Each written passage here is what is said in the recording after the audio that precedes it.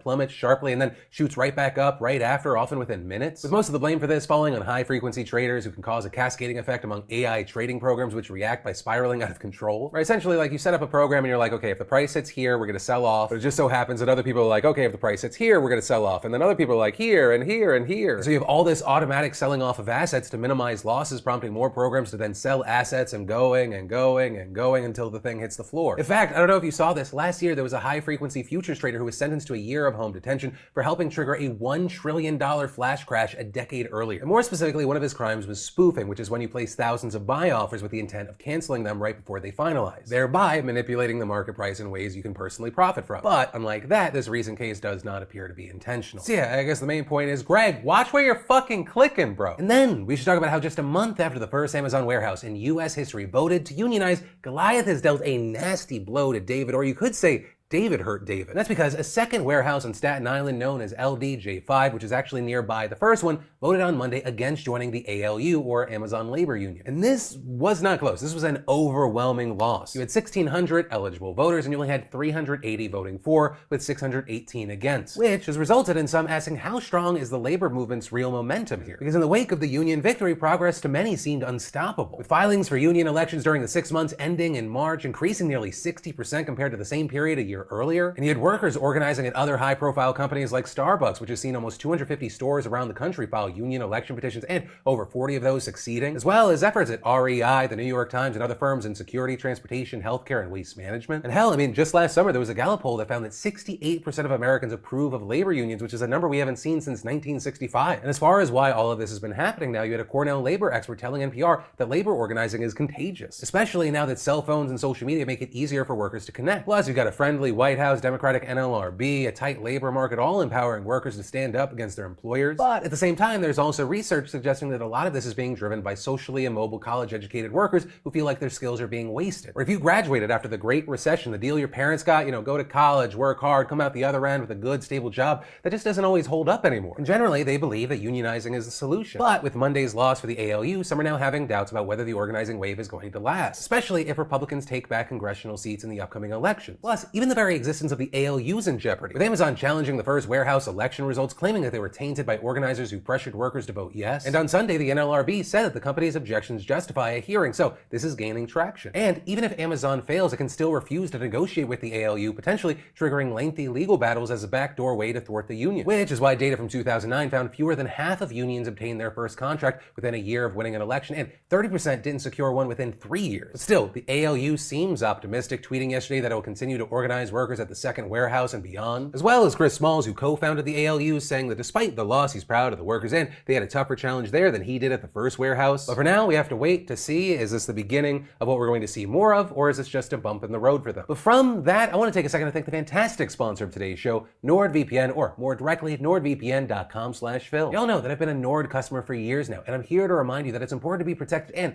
NordVPN's advanced threat protection feature is the next step in your digital security. Threat protection neutralizes cyber threats before they can do any real damage to your device. It makes your browsing safer, smoother, and helps identify malware-ridden files, stops you from landing on malicious websites, and blocks trackers and intrusive ads on the spot. And get this, once you enable the threat protection feature in your NordVPN app settings, it protects your browsing even when you're not connected to a VPN server. Additionally, it also helps load websites faster since it blocks all the junk, which is a great benefit I thought you should know about. So take advantage of an exclusive deal and head on over to nordvpn.com/Phil. Let's get a 2-year plan at a huge discount plus 1 additional month for free. What are you doing? That's nordvpn.com/Phil, and it's all risk-free with Nord's 30-day money-back guarantee. And then, of course, we need to talk about the biggest story in the States right now. All life is a life! You don't care if women die! Abortion is Where's the babies? pro-choice, that's a lie! Babies never choose to die! So there are a lot of emotions and reactions to this news, so let's try and break it down. So yesterday, Politico publishes what they said was a majority Supreme Court opinion that would overturn Roe v. Wade. So we're talking end of federal abortion rights. And according to the document, the draft opinion was circulated among the justices in February and written by Justice Samuel Alito. And in it, Alito states that the majority sided with Mississippi in the highly watched case over the state's 15-week abortion ban, overruling an appeals court decision that the law went against Supreme Court precedent on fetal viability. But this draft goes beyond just agreeing with Mississippi, which the conservative justices had signaled they would do during oral arguments back in December. When they made comments there, many experts speculated that the court would just issue a narrow ruling that chipped away at protections provided under Roe. But in this draft, Alito says the majority supports entirely overturning Roe, as well as the subsequent 1992 opinion that largely upheld it, Planned Parenthood v. Casey, with him writing, "We hold that Roe and Casey must be overruled. It is time to heed the Constitution and return the issue of abortion to the people's elected representatives," with Alito making many arguments that we've seen many times before. Or things like abortion rights are not something mentioned in the Constitution, and nothing in its text or structure supports it as a right, and as a result, this is really just a states' rights issue. With Alito writing, "The Constitution does not prohibit the citizens of each state from regulating or prohibiting abortion. Roe and Casey arrogated that authority. We now overrule those decisions and return that authority to the people and their elected representatives." And in Alito's efforts to back up those claims, he stated that Roe, quote, "was egregiously wrong from the start," and adding that the reasoning behind the decision was exceptionally weak and had damaging consequences. Alito also arguing that fetal viability, which is a core aspect of Roe and sets the distinction between when a fetus can live outside the womb, makes no sense, with him echoing assertions made by his conservative colleagues on the court, like the claim that opinions on pregnancies out of wedlock have drastically changed since Roe was decided and the demand for adoption makes abortion less needed. At one point, even seeming to declare that women won't be oppressed if abortion is made illegal in the states that they live in because they can vote, writing, "Women are not without electoral or political power. The percentage of women who register to vote and cast ballots is consistently higher than the percentage of men who do so." And of course, there are a lot of other beliefs that Alito pushes on. I can't hit on them all. I'll link to the document down below. But there is one last incredibly notable one that I do want to flag here. Right, a lot of this draft is focused on the central argument that the long history of abortion being criminalized in the US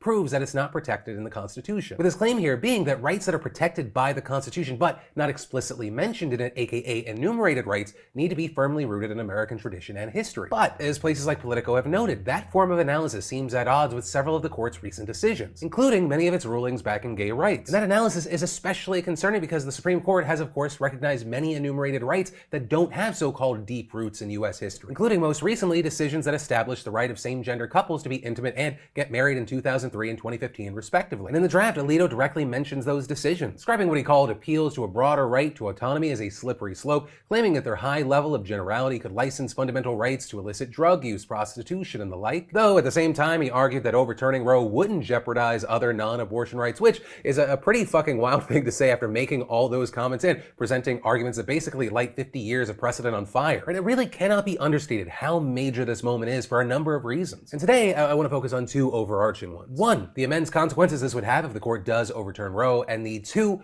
unprecedented, earth-shattering nature of this leak and the impact that it could have. Right, so first things first, if Roe v. Wade is overturned, abortion wouldn't be outlawed everywhere. States would just be given the authority to decide whether to ban abortion or restrict it beyond what was previously allowed. And because this decision has not been finalized yet, right, this was a leak of a draft, right now abortion is still legal everywhere. But if and when Roe is overturned, 13 states would immediately ban abortion through what are called trigger laws. And beyond that, experts also say that about a dozen other states would then likely prohibit or severely limit the procedures soon after, with all of the bans mostly concentrated in the South, Midwest, and Great Plains. And so as a result, this is going to disproportionately impact poor people and people of color who are unable to spend the time and money needed to travel to other states to get abortion. Because understand, this has and always will be a question of access. People in blue states, people with enough money, senators with daughters and mistresses, they will always be able to get abortions. It is literally the people who need these services the most that will be blocked from accessing care, forced to raise children, or resort to dangerous alternatives. And in addition to driving up abortions in states that won't ban it, experts say that a repeal of Roe will have serious impacts on women's health, and as the old saying goes, there won't be fewer abortions, there will just be less safe legal abortions. But again, this decision is not yet in effect and isn't expected to be finalized until sometime in the next 2 months. But that brings us to the second overarching reason that this leak is so massive, which of course is the leak itself. Politico had initially said that they received a copy of the draft from a person familiar with the court's proceedings in the Mississippi case, along with other details supporting the authenticity of the document. And just this morning, the Supreme Court issued a statement confirming the authenticity of the document and calling on the marshal of the court to investigate the leak, but also adding that, quote, it does not represent a decision by the court or the final position of any member on the issues in the case. And that could be a really key thing here. This is technically just a draft, and as Politico notes, deliberations on controversial issues have in the past been fluid. Multiple drafts of decisions are often circulated before major decisions like this, and justices can and do change their minds. And while it's standard procedure for justices to cast preliminary votes, a person familiar with the court's deliberations did tell Politico that 4 of the 5 other Republican-appointed justices had voted with Alito in the conference held among the justices justices after hearing oral arguments in December, and that lineup remains unchanged as of this week. With that person also saying that the 3 Democratic-appointed justices are working on 1 or more dissents, and it's unclear how Chief Justice John Roberts will vote. Though technically, and I don't say this to give you false hope,